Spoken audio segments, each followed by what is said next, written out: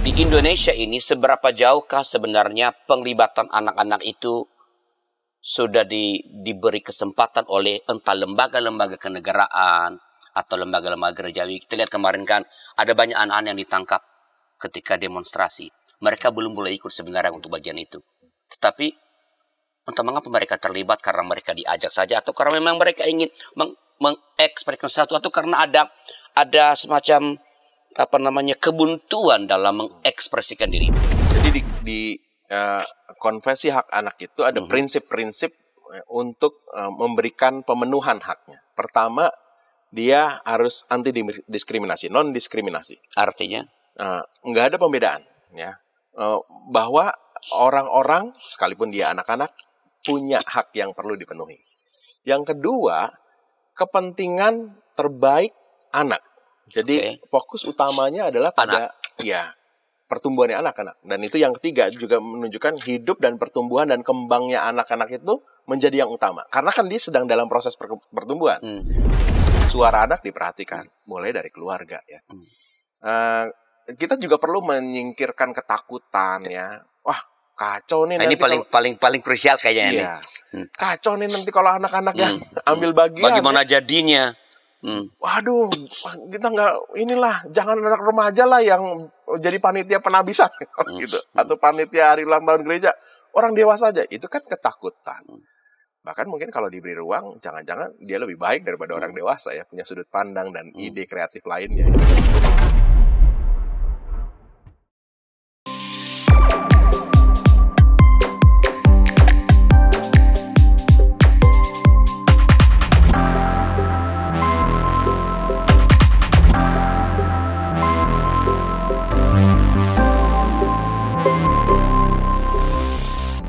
Sahabat KBI, kita kembali berjumpa dalam acara Warteg RI, Warung Teologi dan Refleksi Iman, dengan saya Arlen Flores sebagai penjaga warung. Kita akan berbincang di sini layaknya warung. Kami menyediakan aneka menu tentang teologi, tentang ajaran gereja, tentang hal yang berlangsung dalam gereja atau hal-hal yang berkaitan dengan kehidupan bergereja dan pengembangan pelayanan gereja. Kali ini kita bicara tentang membangun budaya dan praktik partisipasi anak dalam gereja bersama dengan narasumber kita, Bapak Pendeta Hendra Setia Prasaja. Selamat datang, Pak Hendra.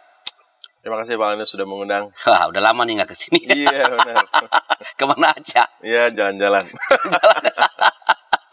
Saya lihat di Facebooknya jalan-jalan nanti ke Papua, nanti ke mana? Memang mau tinggal di sana? Ya, itu bagian dari pelayanan anak di sana. Pelayanan anak, ya. Betul. Jadi Pak Hendra ini banyak berkecimpung dalam pelayanan anak. Dia bersama dengan tim, ya, ada berapa orang yang saya lihat suka bersama-sama tuh. Betul. Nah, kita tahu bahwa sahabat, anak-anak itu bahkan Tuhan mengatakan kan sebenarnya kalau kita tidak menjadi seperti anak-anak, kita tidak layak masuk ke dalam kerajaan sorga. Jadi betapa pentingnya anak-anak dalam kehidupan bergereja. Bukan orang suka mengatakan anak-anak adalah masa depan gereja.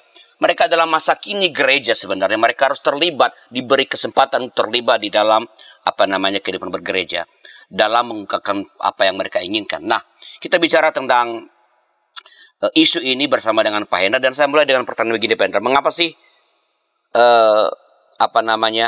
di Indonesia ini seberapa jauhkah sebenarnya penglibatan anak-anak itu sudah diberi kesempatan oleh entah lembaga-lembaga kenegaraan atau lembaga-lembaga gerejawi. Kita lihat kemarin kan ada banyak anak-anak yang ditangkap ketika demonstrasi. Mereka belum boleh ikut sebenarnya untuk bagian itu.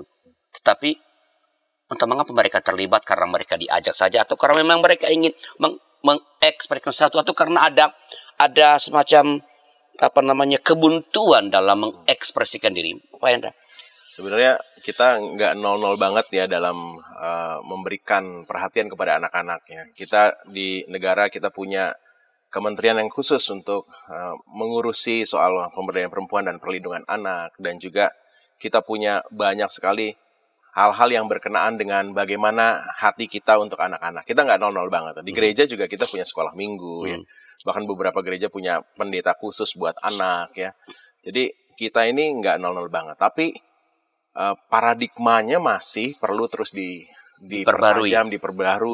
Karena masih seperti yang Pak Alian sampaikan tadi, bahwa anak-anak seperti belum dipandang sebagai manusia yang utuh ya, masih kecil, belum perlu untuk diberikan ruang untuk memberikan kontribusi, belum perlu untuk diberikan kesempatan untuk mengambil keputusan-keputusan, sehingga akhirnya ya belum maksimal. Nah, dalam kasus-kasus demo misalnya ya banyak dipengaruhi, dan kan beberapa yang terlibat tuh remaja remaja yang mungkin pengambilan keputusannya juga belum begitu matang ya, tapi mudah dipengaruhi, dan para orang dewasa memanfaatkan justru untuk kepentingannya bukan posisi terbaik, kepentingan terbaik buat anak, tapi ada kepentingan dewasa yang lalu nampaknya anak diberi ruang untuk terlibat dalam beberapa hal, termasuk demonstrasi belakangan. Di penglibatan anak sebenarnya bukan demi kebutuhan sang anak, tapi demi tujuan-tujuan tertentu dari orang-orang dewasa yang melibatkan. Betul, dan itu sangat semu kan,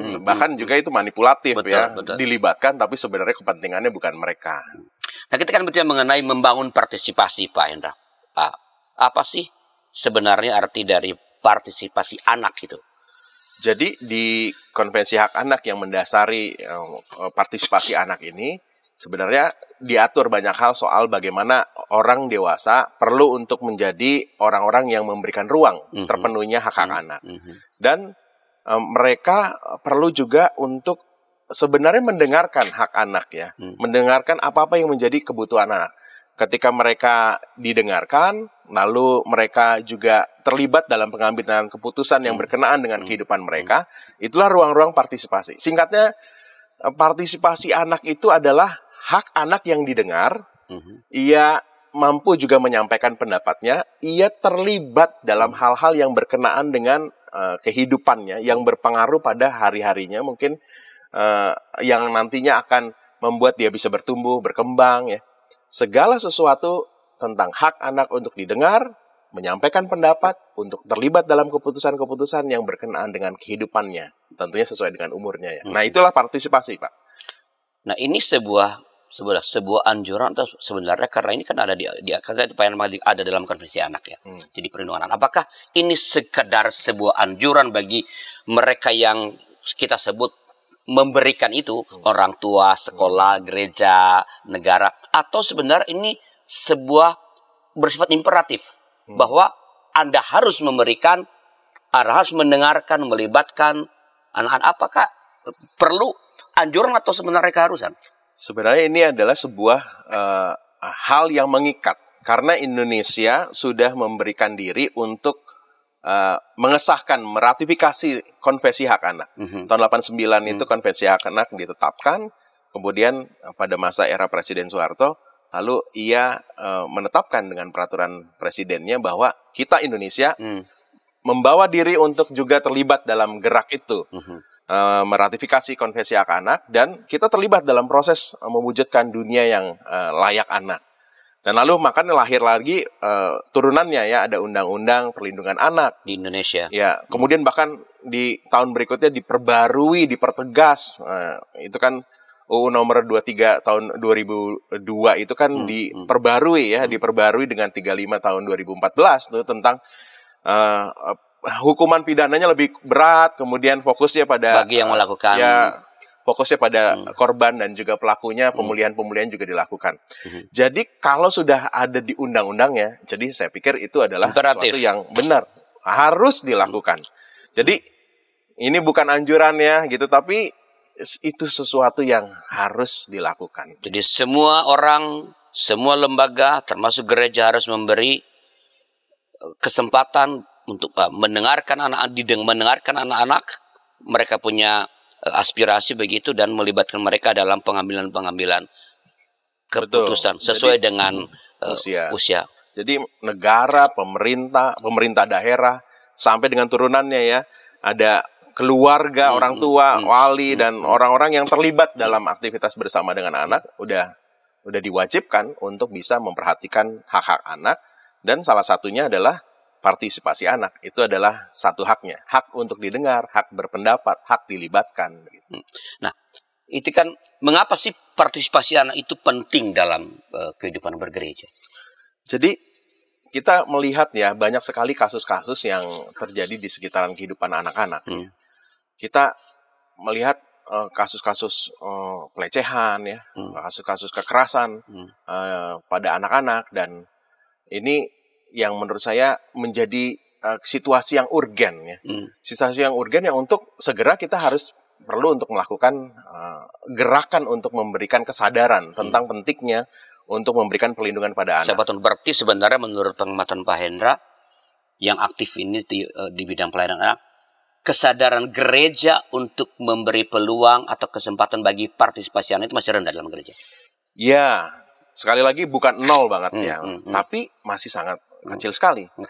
Karena kasus-kasus bahkan kekerasan dan pelecehan itu justru terjadi juga di gereja gitu.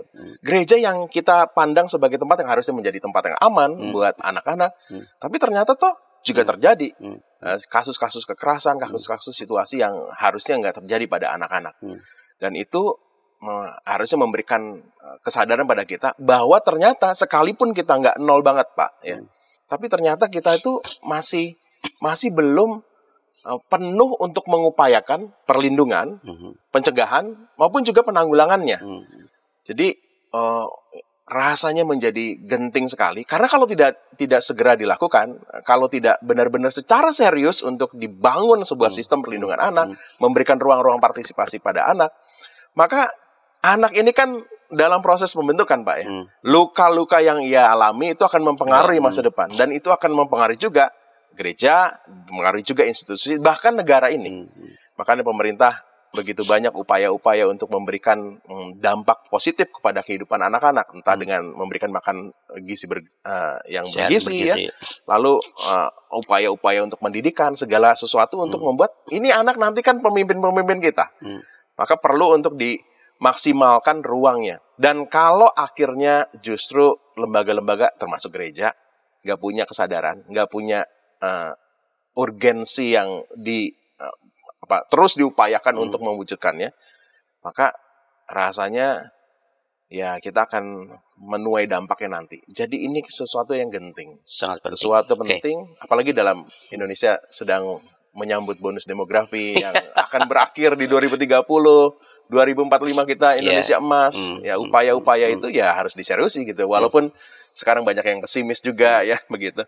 Tapi ya walaupun nanti kita sudah lewat nih ya 2030 puncak akhir bonus demografi kita, tapi toh anak-anak terus ada. Betul. Dan kita terus mengupayakannya. Oke, kalau misalnya gereja membuang ruang partisipasi itu, apa dampaknya sebenarnya? Apa yang akan dihasilkan? Apa yang akan terjadi kalau ruang partisipasi itu diberikan? Jadi kalau kita melihat dampaknya Pak ya, anak-anak itu kan ada dalam proses pertumbuhan. Jadi kalau kita melihat anak-anak yang diberi ruang, mereka itu sebenarnya juga dalam proses melatih dirinya. Oh, jadi ya, media pelatihan. Betul. Ya, oke. Mereka akan bisa akhirnya ya membangun paradigmanya, ya, membangun paradigmanya, kemudian juga mereka membangun kecakapannya untuk berkata, ya, untuk mengutarakan pendapat. Bahkan dia akan menjadi seorang yang juga menghargai orang lain. Kalau saya mau didengar, saya juga harus mendengar orang lain. Dia juga menjadikan dirinya, wah, saya ini ada ruang nih untuk mengutarakan pendapatnya. Critical thinking-nya juga terbangun. Nah, hari saya harus ngomong apa nih? Apa yang perlu nanti orang-orang dewasa perhatikan nih? Dia akan mengolah itu. Jadi secara positif akan untuk anak pribadi, dirinya sangat baik. Kesempatan berlatih, membangun critical thinking-nya, yes, kemampuan kreatifnya untuk memberikan kontribusi, bahkan kepemilikan terhadap gereja karena dia dilibatkan, ini saya loh yang menentukan warna ruangan ini misalnya gitu. Sense of belonging-nya tumbuh juga. Dan untuk gereja manfaatnya banyak banget ya. Dia akan menjadi relevan terus. Gerejanya? Karena kan suara sisi yang lain dia dengar. Coba kita mimpin gereja begitu ya, kita nggak pernah dengar suara-suara generasi yang di bawah ini. Maka kita seringkali nanti nggak bisa menjadi relevan. Ada suara masukan dengan sudut pandang yang lain membuat kita tahu, oh kebutuhan generasi ini tuh ini loh ya, dan mereka menyuarakannya. Lalu juga kita bisa juga memberikan kesempatan untuk kita akhirnya ya berkolaborasi. Dampaknya bukan tenaga-tenaga orang-orang dewasa saja yang melakukan proses untuk menjaga dan mengembangkan gereja, ada tenaga-tenaga fresh. Ya kita tahu sekarang anak-anak muda ya, banyak sekali ide kreatifnya yang seringkali akan memberikan warna positif untuk gereja. Dampaknya banyak banget, Pak, begitu. Jadi memberikan ruang bagi anak untuk berpartisipasi, bukan saja hanya akan menolong anak-anak untuk berlatih, mengembangkan pemikiran kritis, pemikiran kreatif, tapi sebenarnya itu adalah gereja secara tidak langsung sedang menyiapkan pemimpin-pemimpin gereja, aktivis gereja di masa depan. Begitu. Betul. Nah, itu kan seorang pemimpin kan harus dicetak juga, Pak, ya. Dilatih, mengambil keputusan, bagaimana dia melihat masalah yang ada, bagaimana ia berkontribusi di dalamnya.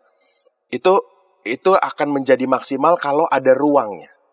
Ini kan kayak praktek ya. Kalau sedikit-sedikit ditutup nggak usah ya, anak-anak akan ngapain? Mampet. Ya, saya nanti juga dilarang untuk mengutarakan pendapat. Nggak ada keberanian untuk mencoba sesuatu. Juga nanti dia nggak akan punya pandangan kritis ya. Udahlah, gereja ya begitulah. Saya tinggalin bahkan ya begitu. Gereja akan jadi fosil. Kalau dia diberi ruang, dia akan terus, waduh, apa yang aku bisa kontribusikan ya untuk gereja ya? Apa yang bisa aku kembangkan, bagian mana yang bisa aku di dalamnya terlibat ya? Karena tadi yang merasa ini punya saya, merasa sense of belonging tadi. Jadi seorang pemimpin akan juga mendapatkan ruang ya. Anak-anak berlatih sebagai seorang pemimpin. Bahkan beberapa kasus yang ekstrim ya, ya anak-anak bisa diserahkan ya. Ini nih camp anak kali ini kalian yang kelola misalnya gitu ya. Wah, itu mereka akan mengeluarkan banyak hal termasuk juga kemampuan kepemimpinannya. Efektif banget. Pelatihan-pelatihan mencetak para pemimpin justru akan jadi sesuatu yang nyata. Karena kita memberi ruang itu, Pak. Nah, ini kan kalau kita bicara mengenai partisipasi anak, ini kan gerakan global juga itu kan dipicu oleh upaya pemenuhan hak anak. Kesan sangat sekuler. Nah, apakah ini memang kita bicara ini kan mengenai ruang gereja? Apakah memang ada contoh-contoh ini di dalam kitab suci? Setelah beberapa informasi berikut ini. Hai Kidos. Ku datang dan Inci, betul. Kodok lumpuh dan ayam buta. Kidi time. Para pimpinan gereja di sana-sini mengakui bahwa jangankan warganya atau para pendetanya, mereka sendiri juga tidak begitu tahu karena sesudah menerima dokumennya taruh di kantor sinode tidak ada upaya untuk sosialisasi. Jadi sama juga kayak masalah bioetika di Indonesia ya, apakah boleh begini, apakah boleh, tapi kita harus bertanya lebih dalam lagi sebagai orang Kristen, apa sikap etis dan apa keputusan etis yang merupakan refleksi daripada visi moral dari iman Kristen. Hadirkan Tuhan sebagai sahabat, bukan hanya sebagai majikan yang di atas atau hakim. Hadirkan Tuhan sebagai sahabat kita juga, yang mau mendengar, mau meraih, yang kamu bisa seadanya dengan dia, yang kamu bisa nikmati kehadirannya. Kalau gereja bisa lakukan itu, apapun alirannya, saya kira Gen Z akan merasa ini rumah. Ternyata masih banyak komunitas kita yang tanpa sadar budaya hierarkis di dunia itu dibawa masuk ke gereja. Bagaimana sikap majelis, sikap anggota jemaat terhadap satpam gereja, terhadap pekerja gereja, itu kita kadang-kala tidak memperlakukannya sebagai sahabat, tapi ya pesuruh aja yang ya udahlah.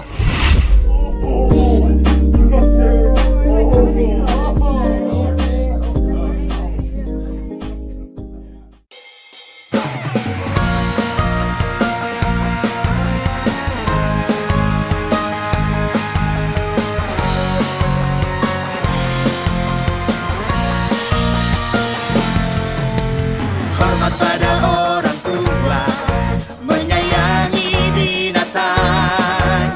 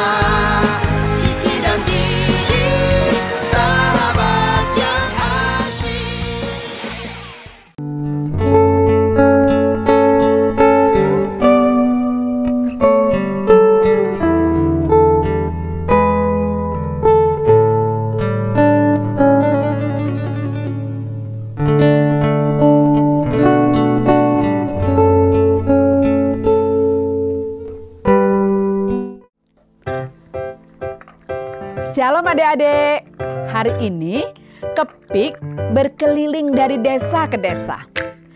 Kepik pengen ke rumah Pak Tani. Coba, ada yang tahu nggak di rumah Pak Tani ada apa saja?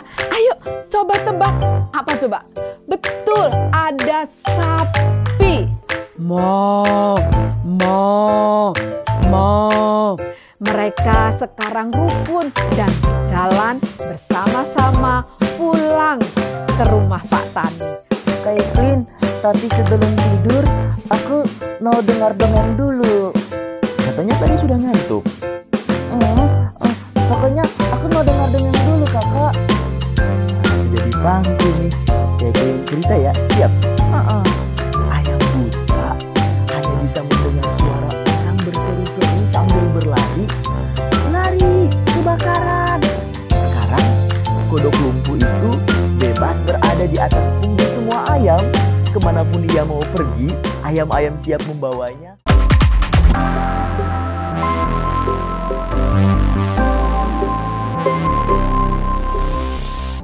Masih dalam Warteg RI, Warung Teologi dan Refleksi Iman, dengan saya Arlen sebagai penjaga warung dan Pak Pendeta Hendra sebagai narasumber kita. Kita bicara tentang membangun budaya dan praktik partisipasi anak di dalam gereja.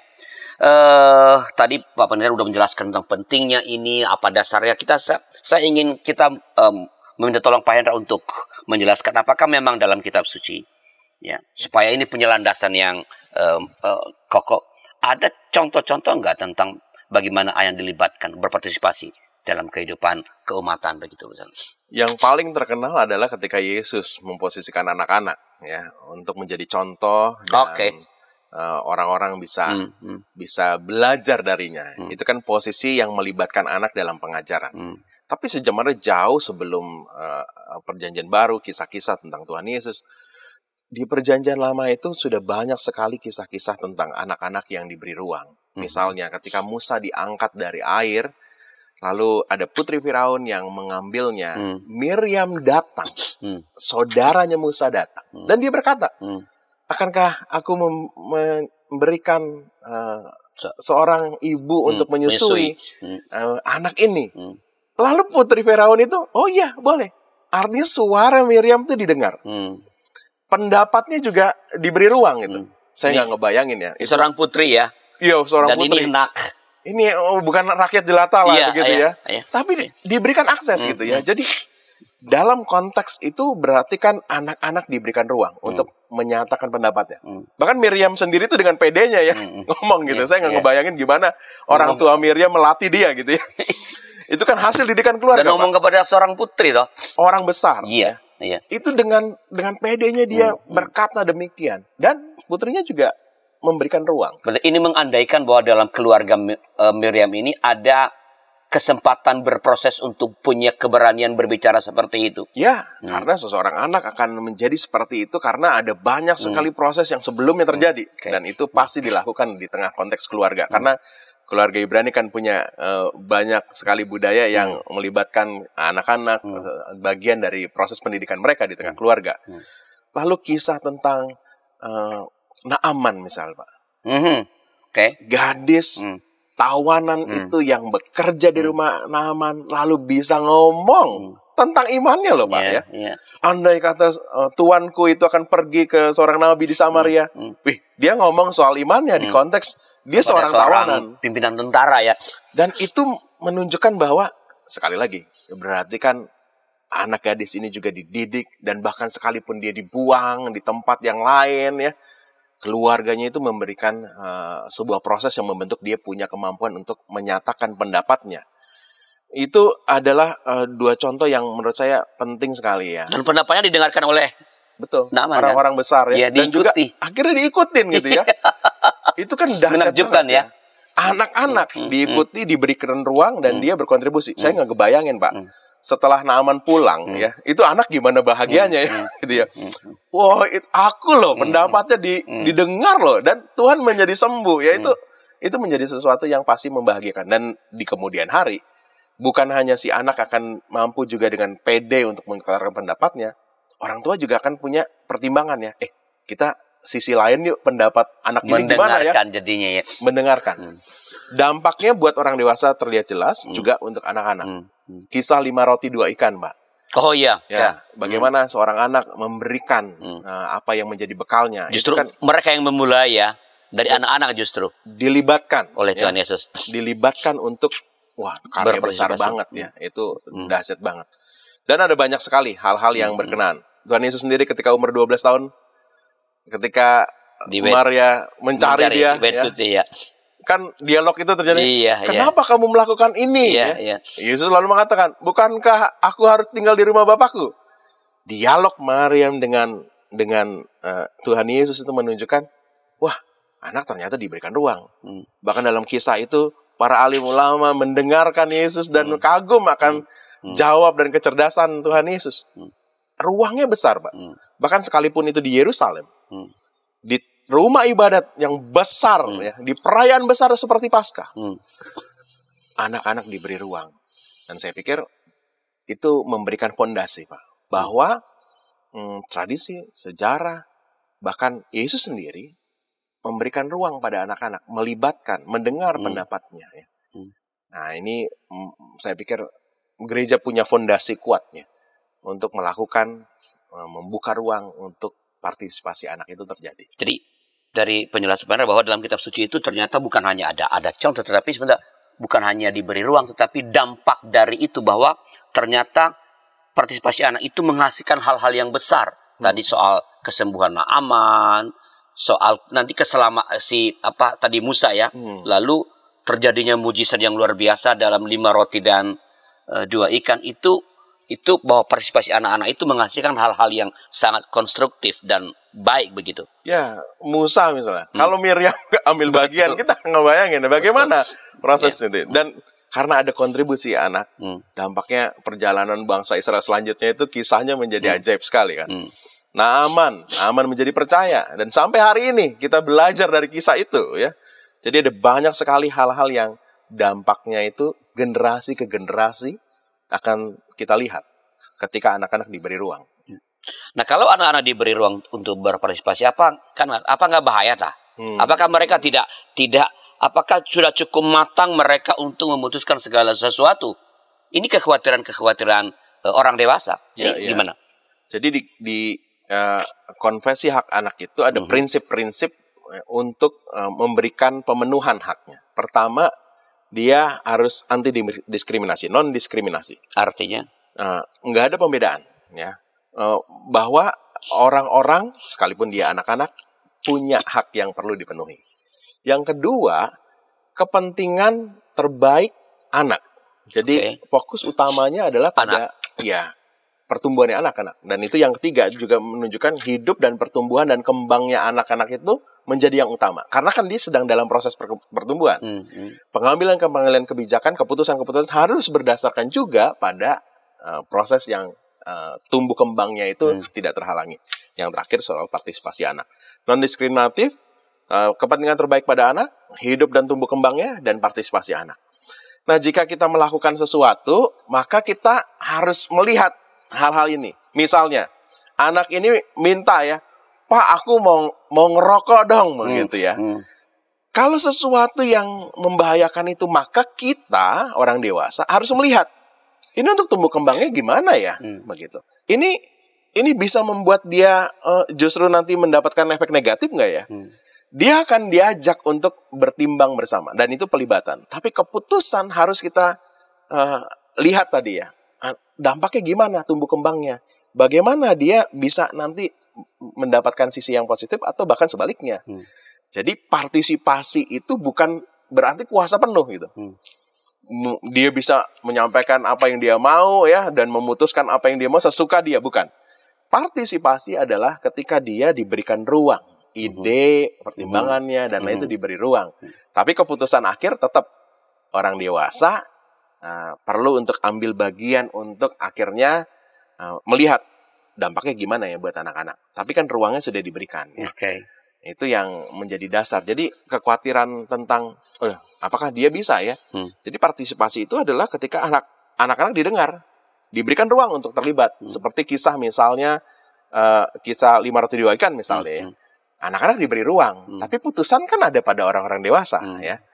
Juga hal-hal yang berkenaan dengan ya tadi, misalnya anak-anak remaja nih dalam proses pertumbuhannya kan dia sedang membentuk dalam prefrontal korteksnya lagi terbentuk, pertimbangannya itu belum begitu solid ya, begitu matang. Maka orang dewasa perlu juga ambil bagian. Jadi prinsipnya adalah mereka didengar, tapi orang dewasa perlu mendampingi untuk akhirnya dia bisa mendapatkan hak yang terbaik, tumbuh kembangnya terpenuhi. Ya, itu yang menjadi prinsip, Pak. Jadi bukan berarti kekuasaan penuh lalu ada pada anak. Orang tua juga jangan ya terserah anaknya.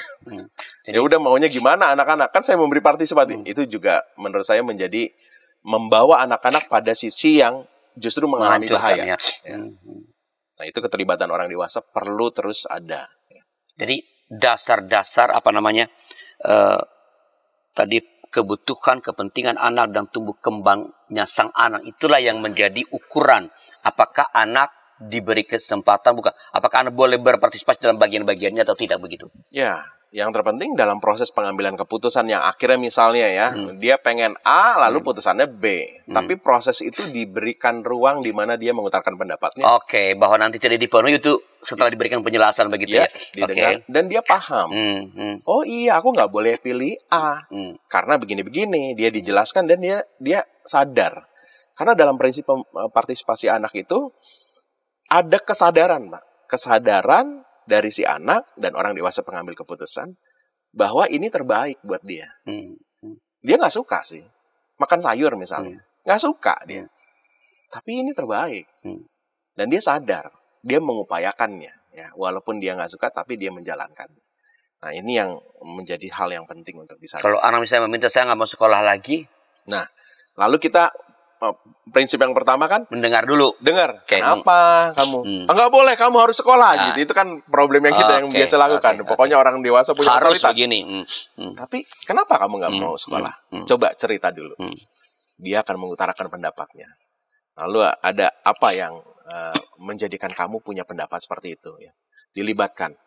Lalu apa dampaknya? Sampai dengan titik di mana dia akhirnya mengambil keputusan. Kamu mungkin nggak suka sekarang, tapi Papa melihat ini penting buat kamu. Yuk, tetap sekolah.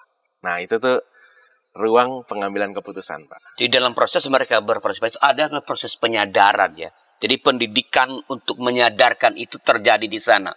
Ya. Karena tadi tujuannya kan adalah supaya sebagai bagian proses berlatih ya, bukannya berlatih mengambil keputusan, berlatih juga mereka untuk menumbuhkan kesadaran pada apa yang baik, apa yang tidak baik, apa yang perlu, apa tidak perlu, apa yang sudah bisa, apa yang belum bisa. Bukan tidak boleh, tapi betul. Jadi ini yang perlu dilatih ya, Pak. Orang dewasa juga perlu dilatih untuk akhirnya memberi ruang partisipasi itu jadi baik. Karena ya ini bukan perkara yang mudah, harus piawai juga kan. Jadi kan pertanyaan-pertanyaan tadi kan, ya. Gitu. Sehingga anak-anak bisa bertumbuh, akhirnya terbawa dengan pilihan yang lebih baik untuk dia. Itu kan perlu keterampilan juga, Pak. Jadi pertanyaan-pertanyaan yang menuntut anak-anak akhirnya kalau bisa bukan kita yang memutus, mereka yang memutus. Oh kalau begitu saya nggak usah terlibat di sini. Ya. Jadi, tapi itu mengandalkan kecerdasan orang-orang dewasa, toh. Jadi perlu dipupuk sesuai dengan usianya. Mungkin untuk anak-anak yang masih sangat muda, dia belum bisa bertimbang karena fokusnya kan masih dirinya. Fokusnya masih egosentris begitu. Dan itu yang perlu untuk ada intervensi-intervensi. Buat anak-anak yang masih sangat muda ya jangan disuruh tanya mengapa. Betul. Dia nggak bisa jawab, Pak, gitu. Tapi dikasih pilihan ya. Papa diberi pemahaman. Papa mau kamu makan sayur. Kenapa? Karena begini. Aku nggak suka. Tapi Papa harus ya. Kamu harus makan sayur karena diberi pemahaman. Itu saja sudah ruang partisipasi, Pak. Walaupun tensinya masih sangat kecil. Nanti ketika mereka beranjak dewasa, abstraksinya mulai kompleks dan lain, dia bisa berkembang. Saya jadiin anak saya dulu yang saya nomor 2 ketika sama mamanya itu berdebat bahwa dia tidak mau belajar matematika. Karena matematika itu nggak perlu. Tanpa matematika juga bisa hidup gitu. Ya kita berproses percakapan. Walaupun dia tidak mencintai matematika, tapi ya toh pada akhirnya merasa ya perlu belajar juga. Walaupun kan sudah ada kalkulator, sudah ada segala macam. dituntut untuk mengatakan bahwa matematika itu bukan cuma hitung-hitungan, tapi belajar berpikir logis misalnya. Jadi dialog seperti itu. Tapi sekali lagi ini mengandaikan orang tua atau orang dewasa yang cerdas. Seperti kalau kita ngomong gini, bagaimana memulainya kalau orang dewasa tidak punya keterampilan seperti ini? Ya bagaimana gereja bisa mulai membangun budaya partisipasi anak ini, Pak Hendra, setelah beberapa informasi berikut ini. Hai kiddos. Ku datang dan Inci, betul. Kodok lumpuh dan ayam buta. Kiddy time. Para pimpinan gereja di sana-sini mengakui bahwa jangankan warganya atau para pendetanya, mereka sendiri juga tidak begitu tahu karena sesudah menerima dokumennya Taruh di kantor sinode tidak ada upaya untuk sosialisasi. Jadi sama juga kayak masalah bioetika di Indonesia ya, apakah boleh begini, apakah boleh, tapi kita harus bertanya lebih dalam lagi sebagai orang Kristen, apa sikap etis dan apa keputusan etis yang merupakan refleksi daripada visi moral dari iman Kristen. Hadirkan Tuhan sebagai sahabat, bukan hanya sebagai majikan yang di atas atau hakim. Hadirkan Tuhan sebagai sahabat kita juga, yang mau mendengar, mau meraih, yang kamu bisa seadanya dengan dia, yang kamu bisa nikmati kehadirannya. Kalau gereja bisa lakukan itu, apapun alirannya, saya kira Gen Z akan merasa ini rumah. Ternyata masih banyak komunitas kita yang tanpa sadar budaya hierarkis di dunia itu dibawa masuk ke gereja. Bagaimana sikap majelis, sikap anggota jemaat terhadap satpam gereja, terhadap pekerja gereja, itu kita kadang-kala tidak memperlakukannya sebagai sahabat, tapi ya pesuruh aja yang ya udahlah.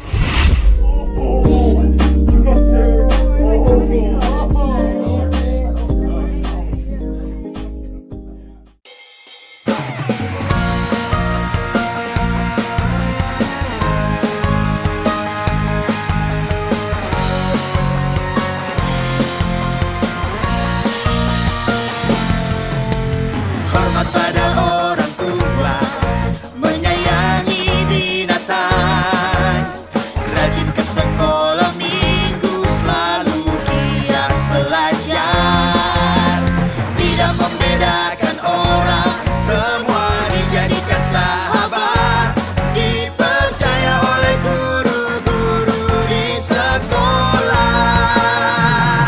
Kiki dan Gigi, sahabat yang baik, gembira menolong siapapun, membela yang lemah, menegur yang salah. Kiki dan Gigi, sahabat yang asyik.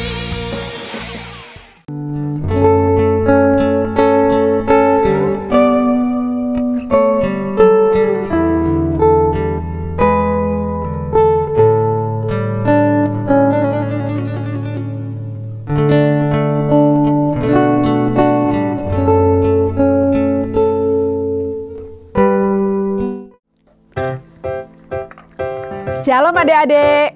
Hari ini Kepik berkeliling dari desa ke desa. Kepik pengen ke rumah Pak Tani. Coba, ada yang tahu nggak di rumah Pak Tani ada apa saja? Ayo coba tebak. Apa coba? Betul, ada sapi. Mo. Mereka sekarang rukun dan jalan bersama-sama pulang ke rumah Pak Tani. Kak Evelyn, tapi sebelum tidur aku mau dengar dongeng dulu. Katanya tadi sudah ngantuk. Pokoknya aku mau dengar dongeng dulu, Kakak. Jadi pangku nih. Jadi cerita ya, siap? Ayam buta hanya bisa mendengar suara orang berseru-seru sambil berlari. Lari, kebakaran. Sekarang kodok lumpuh itu bebas berada di atas punggung semua ayam. Kemanapun dia mau pergi, ayam-ayam siap membawanya.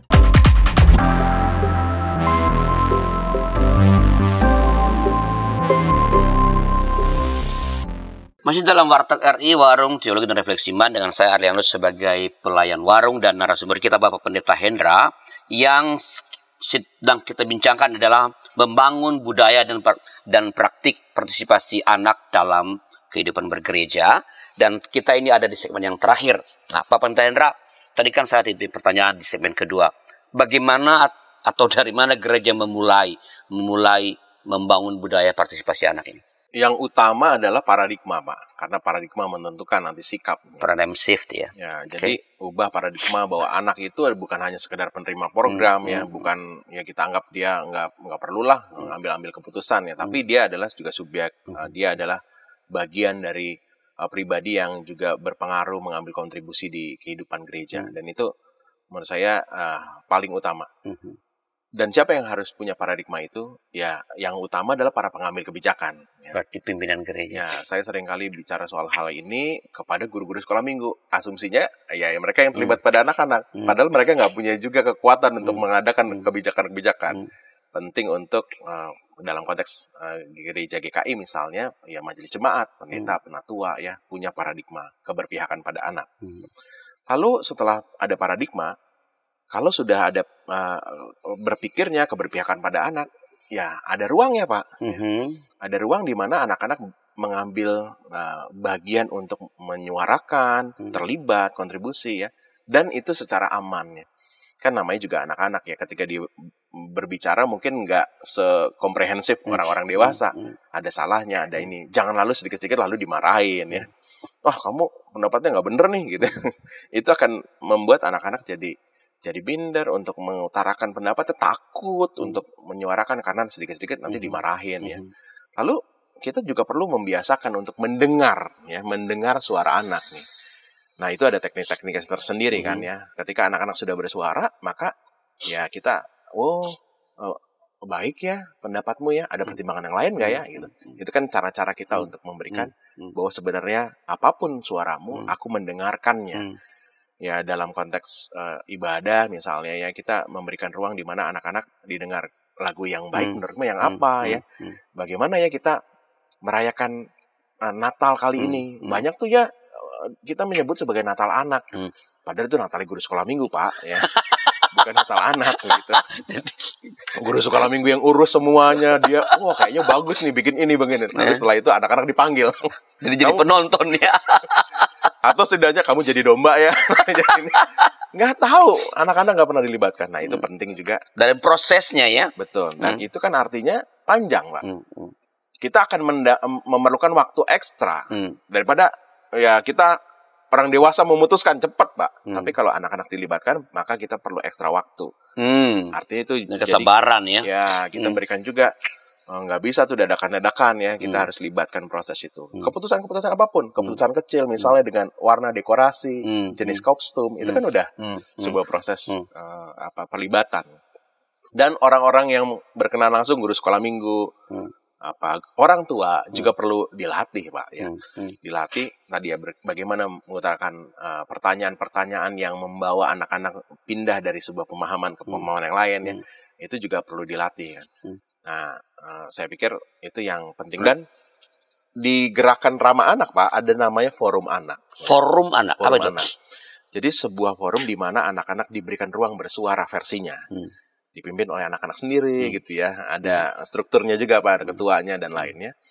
Dan forum itu akan berfungsi kalau anak-anak terlatih bersuara. Bayangin nih kalau tiba-tiba ada forumnya, nggak ada yang berani ngomong, kan nggak jalan ya. Jadi anak-anak dilatih di sana dan suaranya didengarkan. Di beberapa gereja yang saya tahu, mereka udah punya forum anak, GKJW misalnya, Gemit juga punya forum anak, yang hasil dari pertemuan forum anak itu dibawa ke sidang sinode. Bahkan di kota-kota, di pemerintah daerah, di Pemda-Pemda itu juga punya forum anak daerah, Pak. Dan itu adalah sebuah keharusan ketika mereka mau membangun itu rencana strategis daerah itu ya. Dalam dalam proses itu suara forum anak harus ada. Maka sebenarnya di daerah juga sudah ada, di gereja beberapa gereja sudah melakukannya. Dan ketika forum itu ada anak-anak tuh jadi di GKI belum ada ya? Belum ada. Nah, menarik Pak, di November nanti, 22 November, tepat di Hari Anak Dunia itu, PGI punya satu program unik Pak. Namanya adalah Kids Takes Over. Oh iya, yang ke kantor ya. Bener, Ya, anak-anak nanti jadi ketua. Udah bertahun-tahun sih itu. Udah pernah ya, kan udah sering ya. Dan itu bagus sekali Pak ya. Prosesnya diikutin dan anak-anak punya pengalaman. Ngambil kebijakan begini tuh ya. Kalau jadi ketua PGI gimana? Gitu kan. Itu menarik sekali Pak. Yang saya juga berharap nanti semakin banyak sinode-sinode yang juga terlibat ya dalam proses acara itu. Jadi orang tua bisa memberikan ruang, dan itu pertama paradigmanya, dilatih, dan harus juga jadi teladan Pak ya. Nanti sudah ada suara nih ya, forum anak udah ada nih, tapi putusannya lain, nggak ada yang diterima. Iya, salah gitu. Sekalipun ditolak Pak, harus ada penjelasannya, sehingga forum anak sendiri juga merasa suara kita didengar. Dan dialog lah. Ya. Tapi yang dimaksud anak ini umur berapa nih kalau kayak itu? Di Undang-Undang Pelindungan Anak itu juga di Konvensi Hak Anak Pak, 18 tahun ke bawah. Termasuk yang dalam kandungan loh Pak. Ya, jadi ibunya boleh datang dong. Dalam kasus-kasus tertentu pertimbangan ya pada ibunya ya. Makanya kan sebenarnya pemerintah punya proses untuk pencegahan stunting itu jauh banget ya. Jauh bangetnya itu dari makanan bergizi, anak bahkan sebelum menikah itu sekarang di dinas-dinas pemberdayaan perempuan dan anak ada satu divisi namanya itu soal keluarga gitu ya Pak ya. Puspaga namanya ya. Puspaga, Pusat Pembinaan Keluarga. Ya. Dan itu adalah memaksimalkan bagaimana proses keluarga-keluarga ini bahkan sebelum menikah benar-benar siap untuk punya anak. Dan itu kan prosesnya nanti menentukan berdampak pada pencegahan stunting. Stunting kan karena ya udah hamil dia semaunya sendiri ya. Nggak lapar gitu. Padahal bayinya kan harus dikasih makan ya. Maksudnya anak yang masih dalam kandungan itu perlu dikasih makan. Jadi sekalipun masih dalam kandungan, ada ruang di mana ya orang dewasa ambil juga kontribusi yang terbaik buat menjamin pertumbuh kembangnya anak. Betul. Termasuk dalam. Nah, apa saja bentuk-bentuk partisipasi anak-anak itu yang bisa di dalam gereja lah misalnya? Apa saja? Ya tadi saya mengatakan salah satunya ya. Kalau ada acara Natal, ya mulai anak-anak dilibatkan. Ya. Dalam prosesnya. Dalam proses menentukan acara. Ya. Saya punya satu pengalaman ketika pasca tahun lalu itu ada satu gereja GKI Residen Sudirman mengundang saya untuk gimana sih penerapan partisipasi anak. Wah menarik sekali ya. Panjang memang ya, di mana anak-anak diajak ya, kita mau pasca. Pasca itu apa sih? Dijelaskan. Lalu menurutmu apa yang harus dilakukan di pasca? Anak-anak mengutarakan pendapatnya. Dan sampai dengan mereka tuh mendesain sendiri bentuk acaranya, naskah drama pasca, naskah penyalipan Yesus itu, mereka pelatih, kita sediakan pelatih, lalu mereka berproses melatih, mencari orang, dan mereka merasa bangga banget karena naskahnya yang dipakai. Bahkan anak-anak ketika acara itu berlangsung, ada yang terharu ya. Kita kalau melihat drama Paskah yang benar-benar bagus kan kita juga terharu. Itu anak-anak terharu, walaupun sebagai orang dewasa, harusnya tuh Yesusnya nggak gitu dong. Tapi itu versi anak-anak, dan ternyata anak-anak bisa tersentuh dengan versinya gitu. Nah itu tuh bagian dari proses partisipasi. Ada ini Pak, ada satu kritik saya tuh terhadap beberapa ibadah integrasi yang nampaknya sudah menghadirkan anak, tapi masih belum terlalu efektif ya. Maksudnya kehadiran anaknya. Ada karena sifatnya tuh kadang manipulatif Pak. Objek anak-anak nih kan. Sosoknya aja datang ya. Tapi kamu baca Alkitab ya. Iya. Dia nggak tahu kenapa aku baca Alkitab. Kenapa ini ada ibadah seperti ini. Dia nggak pernah tahu. Itu manipulatif. Dalam tangga partisipasi itu ada prosesnya, Pak. Ada tingkatan-tingkatannya. Ada yang manipulatif. Dia hanya datang, tapi dipaksakan untuk orang dewasa. Kamu berdiri di situ ya. Karena sering tuh ya ada acara gereja. Kamu yang di depan pendeta ya ketika prosesi. Dia nggak tahu prosesi itu apa. Nggak dijelaskan. Jadi ada yang manipulatif, ada yang dekoratif aja, supaya rame. Kamu nanti nyanyi di sini ya, dia nggak tahu ini apa. Atau simbolik saja, yang tadi seperti yang saya katakan, ada anak-anak di depan prosesi pelayan masuk. Jadi ada manipulatif, ada dekoratif, ada hanya sekedar simbolik. Tapi juga yang sudah ada banyak juga gereja yang mulai efektif sekali ya. Misalnya, tadi ada anak yang akan baca Alkitab. Dia dijelaskan kenapa kamu baca Alkitab. Baca Alkitab itu kayak gimana sih? Kenapa dalam ibadah ada baca Alkitab? Sehingga dia akhirnya diberikan informasi dan lalu diberikan tugas. Dia paham. Lalu yang kedua, ada yang lalu konsultatif, ya. Bagusnya baca Alkitabnya di mana ya? Gitu. Menurutmu baca Alkitabnya harus gimana sikapnya? Itu proses di mana akhirnya anak-anak mengutarakan pendapatnya. Dan juga ada yang benar-benar akhirnya bahkan inisiatifnya itu datang dari anak. Kak, udah mau Natal nih, yuk kita bikin acara Natal begini yuk Kak. Inisiatifnya justru dari anak. Dan itu menjadi proses yang baik sekali. Jadi ada banyak ya, dari hal sekedar bertanya bentuk acara, lagunya seperti apa, pelibatan anak-anak dalam ibadah, juga perencanaan program Pak ya, tadi seperti nyusun acara Paskah atau Natal ya, dan banyak kegiatan-kegiatan pelayanan sosial, bahkan mungkin ya strategi atau visi gereja ke depan mungkin saja Pak bisa diberikan ruang, karena kan anak 18 paling tahun tidak didengarkan lah ya, betul. Apa yang mereka rasakan dan mereka harapkan kan ya, betul, kalau apalagi sebelum umur 18 tahun kan udah punya kemampuan berpikir yang konseptual bagus, sebenarnya. Oke. Tapi kalau dengar Pak Hendra ini kan kelihatannya ini kan kalau gereja memulai bagi yang belum melakukan itu kayaknya tidak mudah ya, bukan ruwet sebenarnya. Ini apa tantangan terbesar dalam mewujudkan partisipasi anak dalam gereja? Tadi yang pertama kan bagaimana memulai paradigma. Dan itu juga tantangannya Pak. Jadi mesti mendidik orang dewasanya dulu dong. Paradigma orang dewasa yang melihat anak-anak bukan sebagai pribadi yang utuh, bukan sebagai ya sosok-sosok yang sama diperlakukannya. Kita lihat aja deh ruangan ibadah sekolah minggu di gereja-gereja. Biasanya di garasi-garasi ya. Kecil yang nggak proper ya. Ya udahlah, cukuplah anak-anak di situ gitu. Jadi paradigma orang dewasa. Budaya gereja juga begitu Pak ya. Budaya hierarkis yang memposisikan orang dewasa sebagai pengambil kebijakan, memberikan ruang di mana anak-anak nggak bisa mengaksesnya. Dan itu perlu juga untuk ya otoritas itu memberi ruang ya. Paradigmanya ketika diubah, membuka akses ya. Iya, hierarki pejabat gerejawi akan juga berubah ya. Kesempatan juga nggak banyak ya, karena ya kita nggak bisa pungkiri sibuknya gereja tuh luar biasa. Bertubi-tubi ya. Nah, bentar lagi Natal, bentar lagi nanti masuk lagi Paskah dan lainnya. Banyak, sehingga waktu untuk proses di mana anak-anak dimintai pendapat, bahkan dilibatkan, menyusun acara dengan ritmenya anak-anak yang mungkin kita nggak sabar. Itu memberikan akhirnya ya kita nggak cukup punya waktu ya, kesempatan untuk memberikan ruang. SDM juga begitu Pak. SDM-nya nggak terlatih ya. Oke deh, partisipasi anak penting. Tapi ngasih pertanyaannya, respon terhadap reaksi anak-anak tuh salah gitu.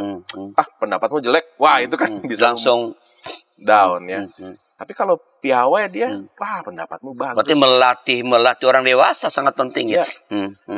Bukan hanya di konteks gereja Pak, itu diawali juga dengan di rumah ya. Bagaimana kita mau milih mau makan apa nanti malam. Ya, saya pikir juga bisa dilatih ya. Menurutmu makan ini enak nggak ya? Ya. Padahal ibunya udah belanja untuk masak sop nih Pak. Menurutmu masak sop, nasi goreng aja mah. Tapi mama udah beli untuk sop nih, gimana ya? Nah itu kan proses di mana dialog itu terjadi, di ruang suara anak diperhatikan, mulai dari keluarga ya. Kita juga perlu menyingkirkan ketakutan ya. Kacau nih ini nanti paling krusial kayaknya nih. Kacau nih nanti kalau anak-anaknya ambil bagian. Bagaimana jadinya? Waduh, kita jangan anak remaja lah yang jadi panitia penabisan gitu, atau panitia hari ulang tahun gereja. Orang dewasa aja, itu kan ketakutan. Bahkan mungkin kalau diberi ruang, jangan-jangan dia lebih baik daripada orang dewasa ya, punya sudut pandang dan ide kreatif lainnya ya. Dan yang satu lagi Pak, wadah resminya kadang belum ada juga ya. Kita nggak punya forum anak misalnya. Jadi penting untuk bisa ada wadah-wadah penting itu. Kan kalau kita lihat Pak Hendra, kalau untuk walaupun sekali lagi di gereja kan ada banyak strukturnya, tapi kalau di gereja misalnya kan yang paling dekat dengan anak-anak kan adalah guru-guru sekolah minggu. Ya. Dan di rumah, ya saya sering mengatakan di sekolah minggu kan cuma sekali seminggu. Yang paling banyak sebenarnya adalah di rumah. Nah, bagaimana apa yang harus dilakukan agar orang tua dan guru sekolah minggu ini dapat menjadi pendukung dan bukan sebaliknya menghalangi upaya partisipasi anak ini? Sekali lagi semua berawal dari paradigma. Kalau sudah paradigma oke, ada kompetensi kan, keterampilan-keterampilan. Nah, di beberapa budaya, Pak, saya banyak mendengar orang Batak ini, dia punya budaya kalau malam tahun baru itu kumpul keluarga. Oh iya, iya. Semua ngomong mandokata apa gitu namanya, saya kurang begitu tahu tepatnya. Di mana setiap anak, setiap anggota keluarga diberi ruang untuk ngomong. Itu bagus banget, Pak. Jadi terlatihlah dia ngomong, ya. Itu keluarga-keluarga bisa mencontoh itu, ya. Bahkan di tradisi Yahudi kan di liturgi Paskahnya itu ada satu bagian di mana anak bertanya kepada orang tua dan orang tua perlu menjelaskan kenapa kita melakukan semua ini. Itu ada ruangnya. Jadi dalam konteks keluarga berikan ruang itu. Kalau pulang sekolah habis jemput sekolah, langsung aja tanya kepada anak-anak, tadi kamu ngalamin apa aja? Kamu tadi tanya apa saja? Itu memberi ruang dia bercerita kan, Pak. Dan bahkan beberapa penelitian mengatakan kecerdasan anak-anak itu akan sangat berkembang baik ketika diberi ruang berbicara. Diberi ruang ngobrol, ya. Jangan sedikit-sedikit, ayo cepat pulang, papa udah buru-buru nih, ya, mau pergi lagi. Anak-anak udah nggak punya ruang lagi, papa udah nggak punya waktu, aku nggak bisa ngomong. Di tengah keluarga diberikan ruang untuk anak-anak ngobrol, kita juga memberikan waktu ya untuk akhirnya mereka mengutarakan pendapatnya. Itu awal dari proses di mana mereka bersuara. Lalu menghargai, mendengar, ya. Dampaknya banyak, Pak, ke depannya ketika anak-anak sudah terbiasa. Oke, Pak Hendra, ini waktu kita ini sangat terbatas. Sebagai seorang pemerhati, aktivis, pelayan anak-anak, ya, apa sih yang Pak Pendeta Hendra harapkan bagi gereja-gereja ini terkait dengan partisipasi anak ini? Saya sangat berharap sekali gereja menjadi tempat yang aman dan nyaman buat anak-anak. Di mana anak-anak bisa sungguh-sungguh haknya didengar, dia bisa leluasa untuk menyuarakan apa yang menjadi pendapatnya. Dia bisa terlibat secara leluasa dan apa-apa yang menjadi kebijakan gereja itu disadari berpengaruh positif pada kehidupannya. Nah, ini adalah sebuah proses yang perlu panjang, ya. Pertama, saya berharap para pengambil kebijakan juga punya paradigma terhadap keberpihakan pada anak, lalu juga punya wadah. Nah, saya mendorong gereja-gereja punya forum anak, ya. Kalau nggak punya sinode belum, ya gereja-gereja tempat. Mulai dari jemaat. Ya, punya forum anak untuk menyuarakan. Dan saya yakin banget ketika mulai dari akar rumput, dan itu akan mempengaruhi banyak lingkup-lingkup yang lain, Pak. Baik, banyak terima kasih atas pencerahan yang diberikan kepada para sahabat DKB, dan itulah percakapan kami sahabat dengan Pak Pendeta Hendra.